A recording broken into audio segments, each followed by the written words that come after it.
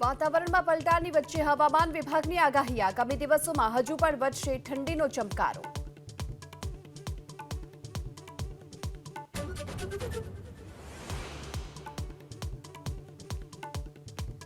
દેશમાં રાષ્ટ્રીય શોકની વચ્ચે અમદાવાદમાં ભાજપના કાર્યકર્તાઓ ભૂલ્યા ભાન। મણિનગરમાં વોર્ડ પ્રમુખના નામની જાહેરાત થતા આતશબાજી સાથે ઉજવણીનો વિડીયો વાયરલ। કોંગ્રેસના ભાજપ પર પ્રહાર।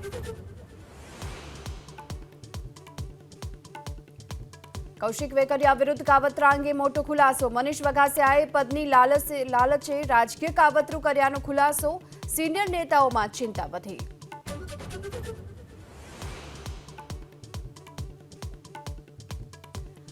જૂનાગઢના મોણપરીમાં ગોપાલ ઇટાલિયાનું નિવેદન। હર્ષદ રીબડિયા પર કર્યા પ્રહાર। રીબડિયા કોર્ટમાંથી અરજી પાછી ખેંચે તો ચૂંટણી થશે।